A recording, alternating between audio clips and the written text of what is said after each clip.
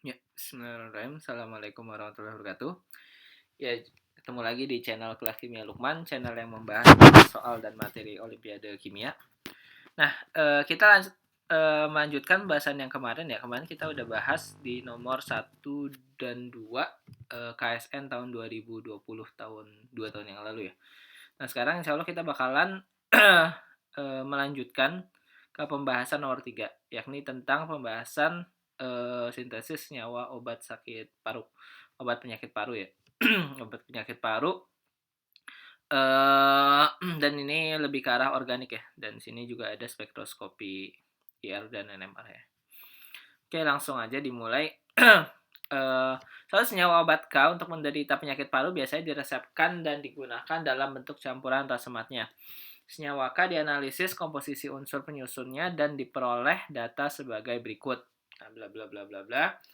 Dengan massa molekul berdasarkan nilai M per Z. M per Z itu massa per Z ya, adalah 239,15. Nah, di sini kita bisa lihat MRS sekian 239,15 dengan komposisinya seperti ini.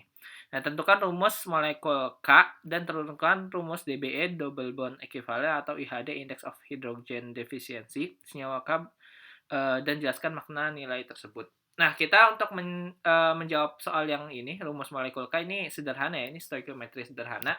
Jadi kita cukup bandingkan saja mol satu dengan yang lain. Jadi di sini kita bandingkan mol C, mol H, mol N, dan mol oksigen.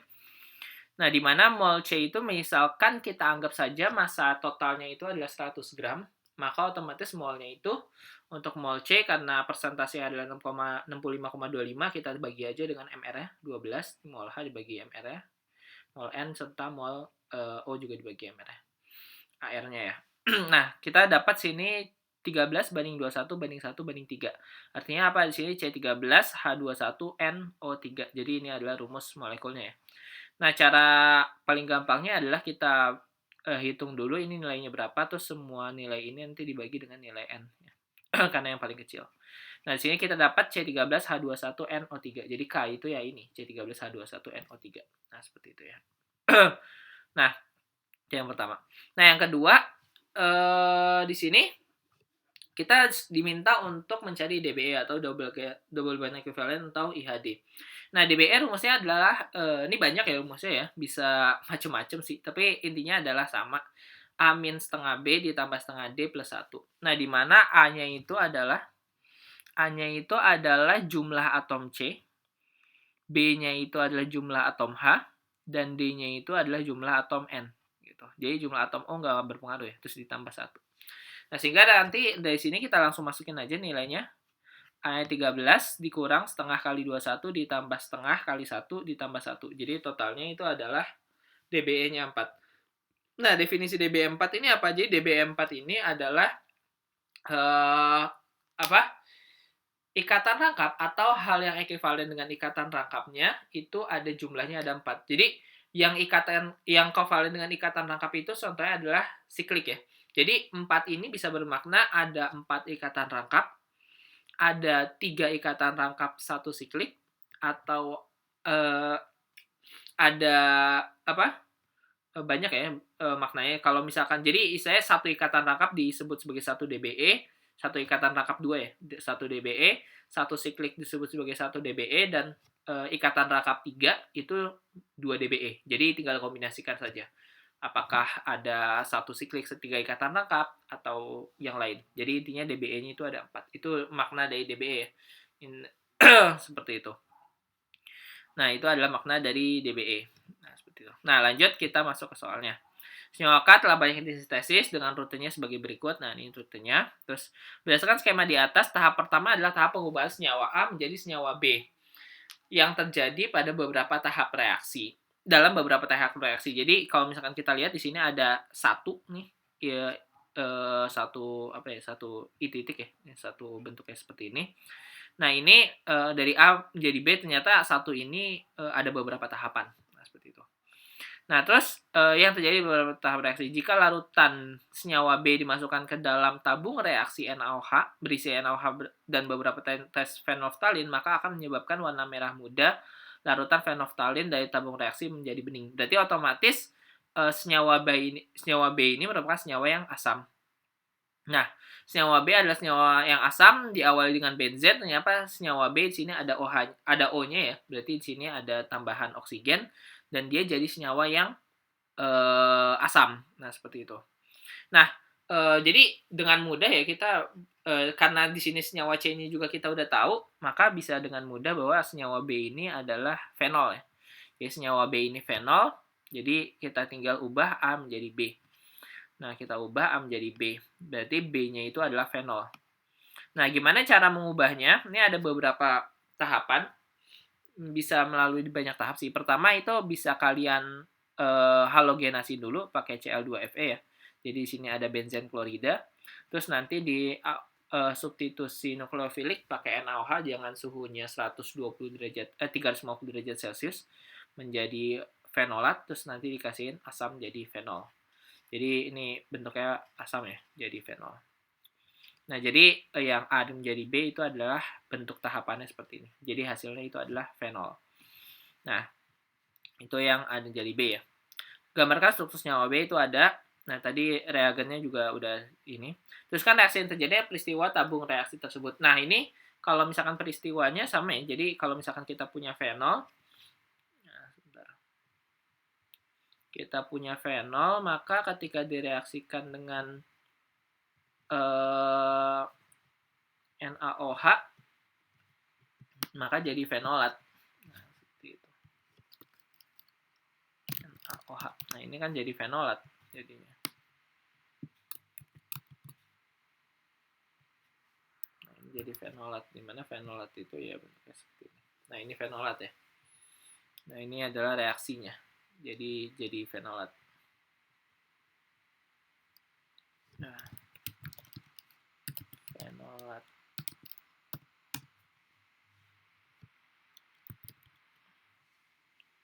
Nah, seperti itu. Jadi itu berubah ya. Jadi dari fenol menjadi fenolat. Nah, itu yang gambarkan proses resonansi senyawa B yang menggunakan struktur dengan menggambarkan struktur hibrida resonansinya pada setiap resonansi tersebut. Nah, kalau misalkan kita lihat struktur resonansinya itu sendiri, kalau misalkan kita lihat ya, maka struktur resonansi tinggal seperti ini saja. Nah, ini sini, struktur resonansi pakai curve row.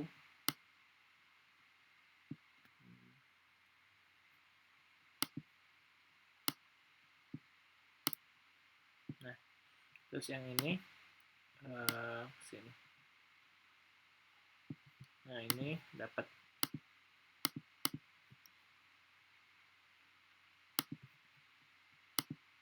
nah ini sini jadi negatif ya.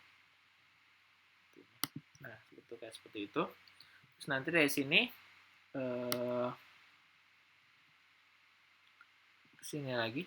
Nah, bentuknya jadi ke sini, terus ini negatif di sini. Sehingga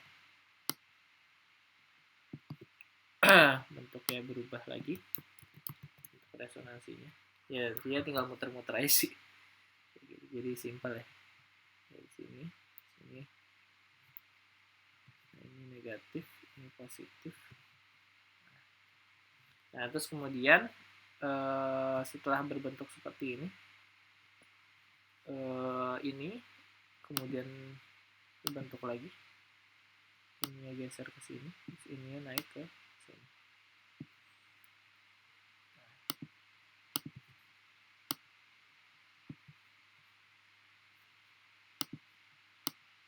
Dan seterusnya sampai balik lagi. Jadi bentuknya seperti itu aja. Ini adalah bentuk resonansinya.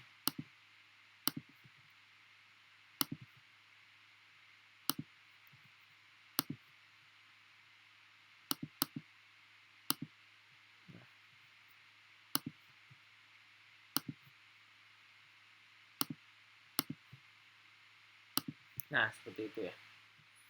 Oke, terus nanti balik lagi. Jadi ini adalah bentuk resonansi fenol ya.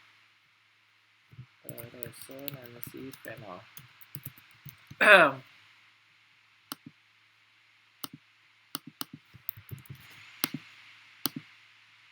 Ya, nah, itu bentuk resonansi fenol. Udah cukup.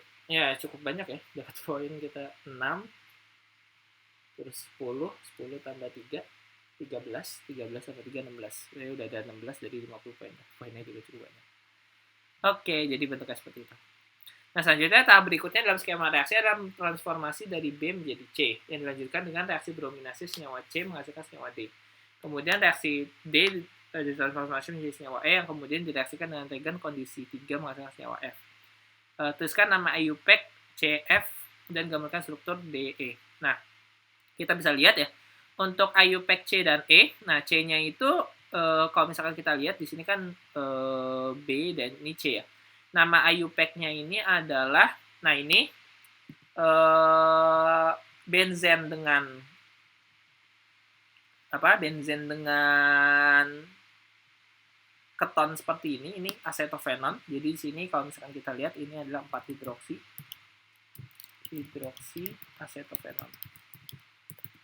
Fenonnya, 4 hidroksi acetophenon. Nah, ini bentuknya seperti ini. Ini adalah bentuk C ya. Yang C ya. Yang C kan bentuknya seperti ini. Ini C. Nah, kalau yang F, nah ini cukup ribet ya. Jadi kalau ini 4 hidroksi acetophenon, terus di sini ada kalau misalkan di sini 4 hidroksi berarti ini apa? Metil hidroksi ya. 3 metil hidroksi gitu. Jadi kalau misalkan ini susah sih kalau jadi kalau misalkan sini 4 hidroksi acetophenon 3 metil hidroksi ya. 3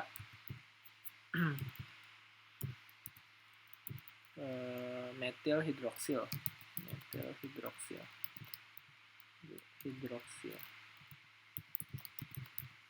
acetophenon. Nah, di sini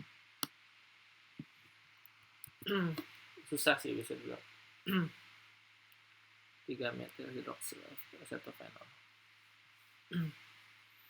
Seperti itu. Nah, jadi bentuk namanya seperti itu ya. Dan ini juga belum tentu benar sih. Kalau yang ini saya yakin, cuman kalau yang ini susah nih seperti itu. Nah, jadi harus ya tebak-tebakan lah kayak gitu. Jadi saya nggak yakin banyak yang benar di sini sih. Seperti itu. Nah, itu untuk namanya ya. Jadi bentuk nama itu seperti itu. Itu untuk nama CF dan DE. Struktur DE itu ketika diubah menjadi brominasi. Nah, ini brominasi ada brominasi DFeBr3 ya, Br2FeBr3, maka masuknya ke sini. Kenapa masuknya ke sini? Karena OH itu adalah pengarah ortopara dan dia pengarah meta, si acetophenonnya pengarah meta, asetat asilnya pengarah meta. Maka otomatis dia pasti mengarah ke sini. Jadi dua-duanya mendukung ya. Seperti itu. Terus setelah itu apa? Setelah itu di sini dikasih reagen 3. Nah, reagen 3 ini sini enggak deh. Nah, reagen 3 ini cukup ribet ya. Kenapa? Karena kalau reagen 3 ini dia harus menjadikan bentuk ini si OH-nya, si Br-nya tadi itu jadi metil hidroksil. Nah, gimana caranya supaya jadi metil hidroksil? D dulu ya, D ke E dulu ya. D ke E. Nah, ini kasih diol. Nah, dikasih diol. Nah, diolnya ini bereaksi dengan si ini ketonnya. Jadi keton dia bereaksi dengan diol. Jadi di sini ada diol ya. Diol, maka bentuknya jadi seperti ini. Tujuannya apa? Tujuannya buat proteksi gugus ketonnya ini. Kenapa? Karena kayaknya bakalan dilakukan reaksi sesuatu dan kita harus menghindari gugus ketonnya ini bereaksi dengan senyawa tersebut. Gitu. Jadi diproteksi pakai diol seperti ini. Etanadiol ya. Jadi ini adalah struktur D dan struktur E. Nah, itu untuk struktur D dan struktur E ya. Bentuknya seperti itu. Terus kan reagen beserta kondisi untuk transformasi senyawa B menjadi C, reagen 2 ya. Dan gambarkan mekanisme CD terus E menjadi F. Nah, untuk transformasi B menjadi C, nah kita bisa lihat di sini B menjadi C itu di sini B menjadi C itu benar, B menjadi C. Iya benar. Sorry. B menjadi C dan C menjadi D ya. Nah, B menjadi C itu karena di sini ada fenol dan di sini ada asil, maka kita pakai asilasi saja. Asilasi di sini ada AlCl3 ya. Jadi dia ngambil ininya. Nah, terus nanti di sini bakalan terserang ya. Sehingga nanti jadi ion asilium dan terserang sehingga masuk bentuknya di sini. Kenapa di para? Karena dia pengarah ortopara ya. Jadi lebih masuk ke para. Seperti itu, kita dapat jadi pakai asilasi biasa aja. Terus kemudian untuk mekanisme dari C menjadi D, nah mekanisme bentuknya seperti ini. Jadi pertama BR-nya itu kita protonasi dulu. Kita protonasi, kita jadiin kation dulu. Dengan cara apa? Dengan cara ada asam Lewis di sini, FeBr3, gunanya buat ngambil BR, narik BR sini, sehingga di sini lebih positif. Nah, yang positif ini nanti diserang oleh benzennya ya, karena ada gaya dorong dari si OH, si fenol ini. Karena dia EDG ya, endocrine donating group, maka dia turun sini, terus ini nyerang ke sini. Dapat. Nah, ini menyerang BR-nya, terus nanti balikin lagi supaya jadi benzen lagi. Nah, dapat. Ini adalah mekanisme ya. Jadi cukup gampang sih mekanisme. Maka kita udah dapat banyak poin tuh. Di sini udah dapat 4 poin, di sini udah dapat 6 poin, terus di sini udah dapat 10 poin. Nah, terus yang terakhir di K ini, belum yang terakhir sih. Di K ini kemudian E menjadi F ya. E menjadi F itu dari mana? Dari sini menjadi F. Nah, untuk E menjadi F dan kondisi reagen 3 ya, reagen sampai kondisi 3. Untuk E menjadi F, maka perubahannya dari sini, dari yang udah diproteksi oleh diol tadi menjadi F bentuk yang seperti ini. Yang tadi saya bilang 4 hidroksi, 3 metil hidroksil ya. Nah, ketika berubah jadi ini, maka kita harus memasukkan nilai metil hidroksi ini. Nah, metil hidroksi ini bisa dimasukkan, salah satu yang paling mudah itu adalah di reagen Grignard, menggunakan reagen Grignard. Oh ya, ini bukan CH3COH ya. Ini harusnya salah. Dan reagen Grignard itu karena yang ditambah C-nya cuma 1, ini makanya bukan CH3COH ya. Tambah ininya cuma 1, maka ini cukup tambahin metanol saja. Metanol itu berarti HCOH. Nah, ini metanol ya.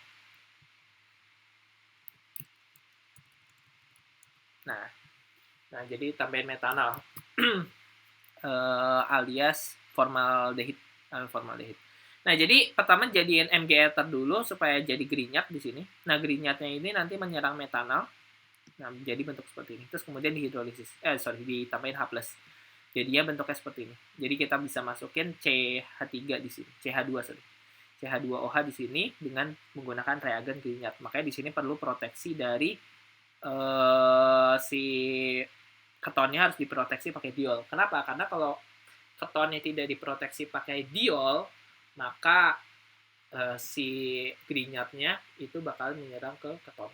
Dan itu produknya nggak bakal seperti ini. Nah, di sini ada H+, H+-nya itu juga bisa berfungsi sebagai pelepas pelepas dari si etanadiolnya. Seperti itu.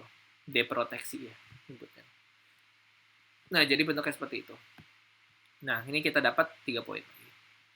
Nah, terus kemudian senyawa F kemudian mengalami transformasi menjadi senyawa G yang kemudian direaksikan dengan aseton pada suasana asam menghasilkan senyawa H. Senyawa H berubah menjadi I dengan kondisi reaksi 4 dan sebagainya. Gambarkan struktur GHJ, terus kan kondisi H menjadi I. Nah, di sini GHJ itu berarti dari sini ya, dari transformasi ini GH dan J. J semuanya ya. Nah, kalau misalkan kita lihat dan kondisi-kondisinya, untuk transformasinya ini dikasihin ini G ya, GH. Dikasihin NaBH4 cukup ya, dikasihin NaBH4 karena buat mereduksi si ini aja, buat mereduksi ketonnya aja, dikasihin NaBH4 bisa direduksi saja. Seperti itu. Terus reduksi H+, terus kemudian untuk transformasi ke sini itu dikasih aseton. Supaya buat menjadi bentuk asetal ya, menjadi asetal. Jadi asetal kan direaksikan dari 2 alkohol dengan 1 karbonil ya, jadi asetal seperti itu. Nah, terus kemudian untuk menghilangkan ini menjadi rangkap, ini kita pakai H2SO4 concentrate ya, alias H2SO4 pekat yang suhunya tuh biasanya di atas 180 derajat. Jadi supaya buat ngambil OH-nya supaya jadi rangkap. Nah, kemudian dikasih MCPBA supaya jadi epoxide. Nah, setelah itu Setelah itu dikasihin trimetilamin untuk mengubahnya menjadi K. Yang ternyata K ini adalah salbutamol ya. Ini namanya ini salbutamol kalau misalkan nama dagangnya. Ini adalah namanya salbutamol. Nah, ini obatnya, salbutamol. Nah, ini kenapa nyerangnya ke sini? Karena dia lebih luas, dia sterik kalau nyerang ke sini, maka dia pasti nyerangnya ke sini. Nah, jadi bentuknya seperti itu. Ini adalah reagen dan segala transformasinya dari kalau kondisinya. Nah, terus kemudian di sini ada apa? Data K seperti itu. Berdasarkan analisis spektroskopi yang digunakan, tentukan struktur K beserta stereoisomernya ya. Setelah stereoisomernya. Nah, K ini di sini cuman punya satu karbon chiral yakni di sini. Jadi ada 2 stereoisomer. Kalau misalkan kita gambarkan sendiri stereoisomernya itu ada stereoisomer R dan ada stereoisomer S ya. Jadi kalau misalkan kita lihat di sini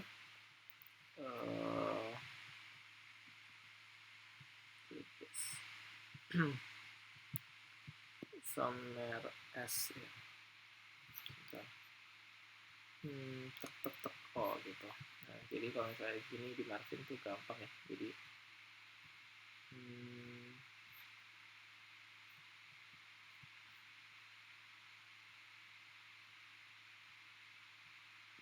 di sini ada N, terus di sini ada OH, nah, terus di sini ada OH, di sini ada, nah, di sini ada OH. Nah, bentuknya seperti ini.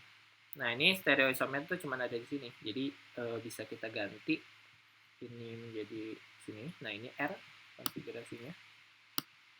Nah, kalau misalkan kita ganti dia ke belakang, maka konfigurasi jadi S. Tuh, jadi S. Ya. Kita tinggal masukin ya. Salbutamol RS.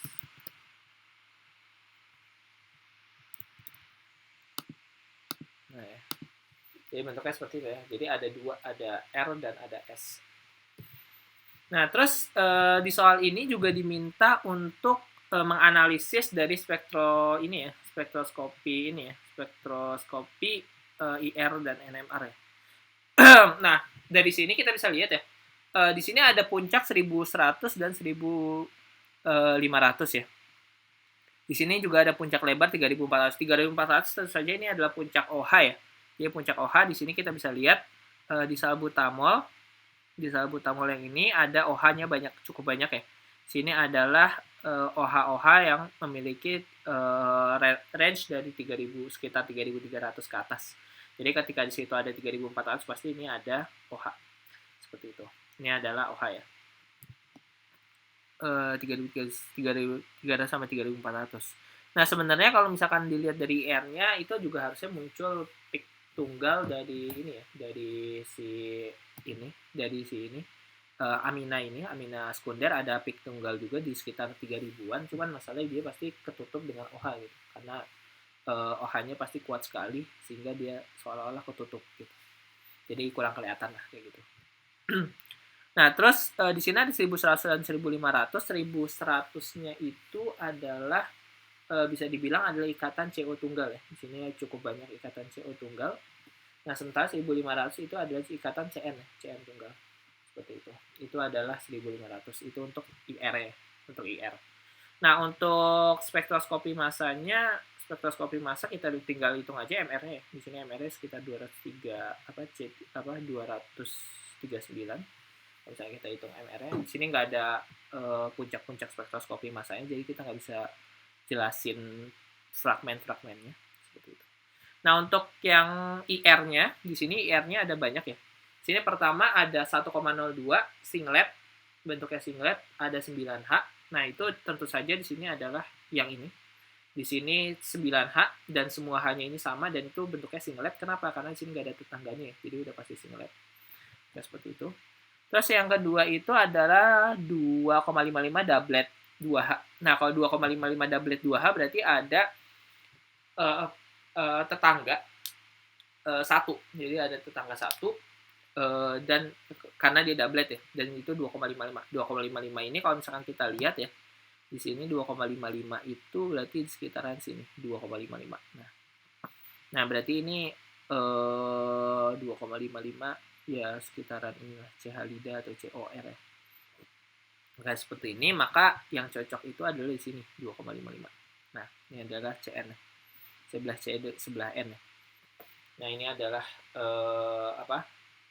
di sini. Kenapa dia lebih 2,55? Kalau misalnya kita lihat di sini kan sekitar 2 ya.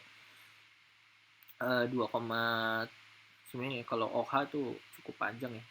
Jadi sekitaran sini, karena di sini kalau misalkan COR ya, CHOR alias H-nya dekat O kan itu sekitaran ini di atas 3.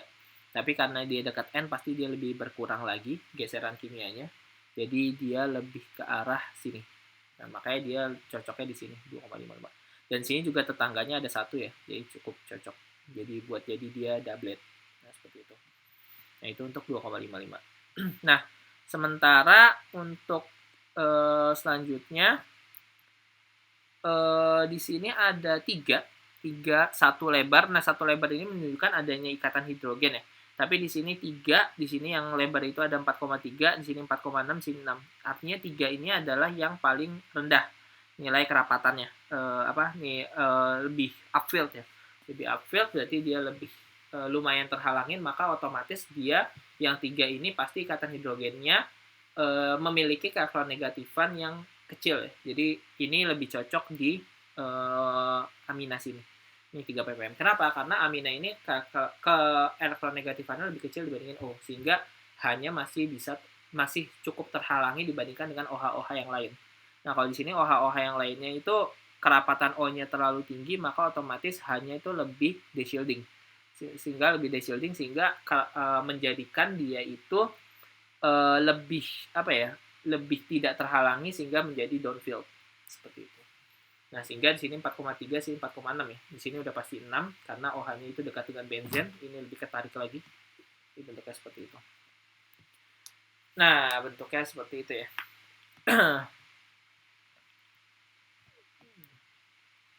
Nah, itu untuk 4,3 dan 4,6 tadi.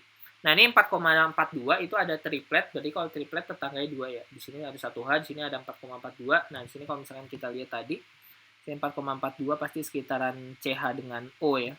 CH dengan O, maka itu yang paling cocok itu adalah yang triplet dan 1H.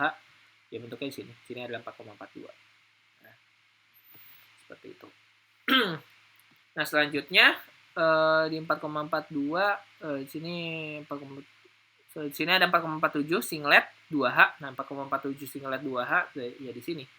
4,47 ya. Nah, seperti itu. Nah, setelah itu dapat 4,6 dah. Nah, ini 6,69 doublet 1H. Nah, kalau dia doublet 1H berarti otomatis dia ada tetangga ya. Nah, ini 6,69. Nah, ini sekitaran 7 sini pasti ini adalah H dari benzen. H dari benzen. Di sini ada 6,69 doublet 1H. Nah, 6,69 berarti dia paling shielding. Berarti otomatis yang paling memiliki terhalangi oleh elektron ya.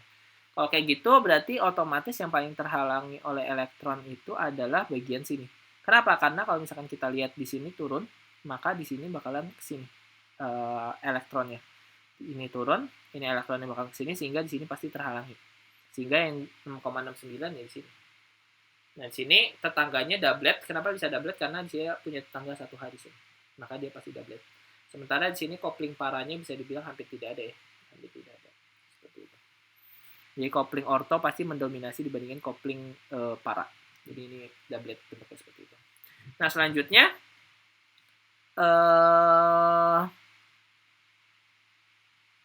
9, terus di sini ada 7,27 doublet. Nah, karena sama-sama doublet pasti doubletnya di sini.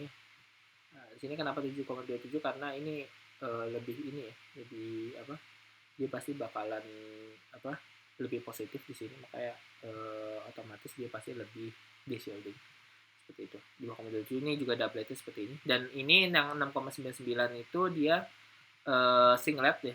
6,99 dia singlet 1H, berarti pasti di sini. Nah, ini makanya pembahasan untuk HNMR-nya seperti itu. Nah, untuk C13NMR-nya di sini. Nah, ini cukup ribet ya kalau C13NMR. Di sini ada 28,74. Nah, ini gampang integrasi 3. Ini udah pasti di sini. Ini yang ini 28. Nah, ini pasti di sini. Karena SP3 ya. Terus kemudian ada 49,78, 50,67, 58,34, 72,29, 114, 120. Nah, ini cukup membingungkan semua ya.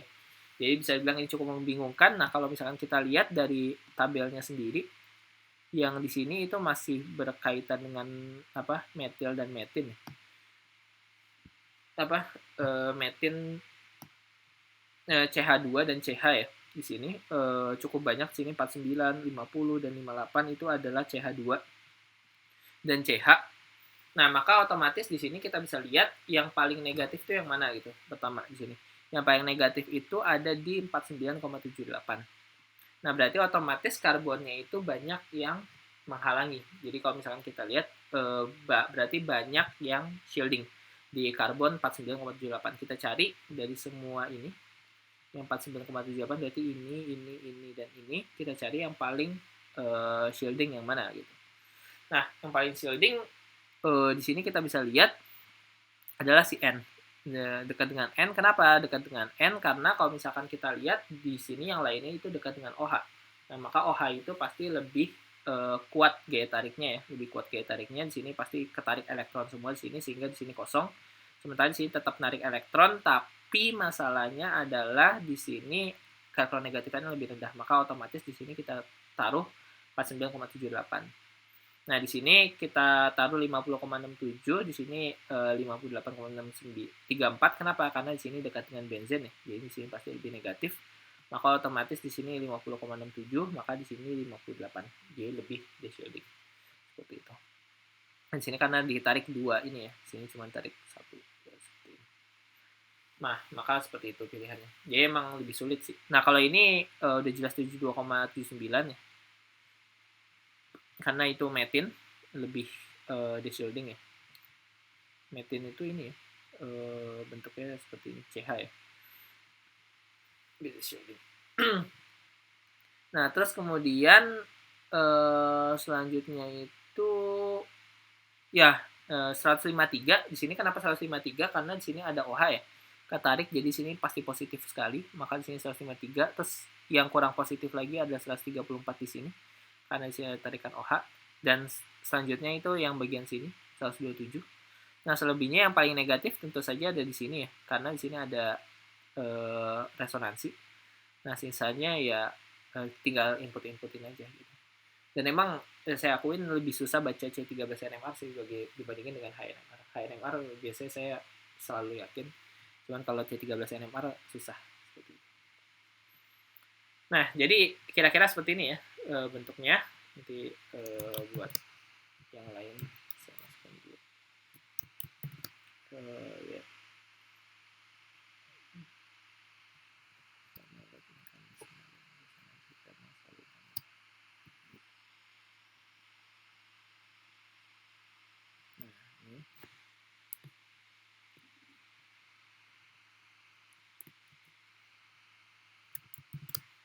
Ini yang tadi salbutamol ya, salbutamol RS tadi. Nah, yang ini adalah mekanismenya. Mekanismenya udah gitu. Ini udah. Nah, ini yang resonansi fenol. Nah, ya, ini adalah pembahasan di soal nomor 3 ya. Jadi mungkin udah selesai ya. Jadi nggak terlalu susah buat soal nomor 3 untuk organiknya ya. Nggak terlalu susah sebenarnya, bisa dibilang. Ya cukup nambah poin ya, 50 poin di sini. 50 poin dibandingin yang sebelum-sebelumnya. Sebelum-sebelumnya itu di sini cuma 35 poin, terus ini 31 poin, tapi di sini langsung 50 poin. Tapi soalnya kalau menurut saya nggak terlalu ribet, nggak terlalu susah. Jadi, cuman ya teman-teman butuh keahlian di sini aja sih. Nah, ini yang harus dilatih. Seperti itu. Oke, jadi itu adalah pembahasan soal nomor 3. Ya, insya Allah nanti selanjutnya kita masuk ke soal nomor 4. Ini lebih gampang ya, atom dan supernova, tentang termodinamika dan struktur atom ya. Nah, ini terus selanjutnya di sini ada elektrokimia nikel. Nah, ini juga nggak terlalu susah harusnya sih. Nah, oke, paling segitu aja. Ya, mungkin cukup sekian untuk video kali ini. Selanjutnya insya Allah kita bakal ngebahas soal nomor 4 dan 5 ya, di part selanjutnya. Ya, kalau misalkan teman-teman ada kesalahan dalam pembahasan saya, tinggal silakan disikat aja ya kolom komennya. tinggal di menit keberapa salahnya dan sebagainya. Ya mungkin sekian aja, terima kasih, sampai jumpa di video-video selanjutnya. Jangan lupa like, komen, dan subscribe. Jangan lupa share ke teman-teman yang lain. Terima kasih, assalamualaikum warahmatullahi wabarakatuh.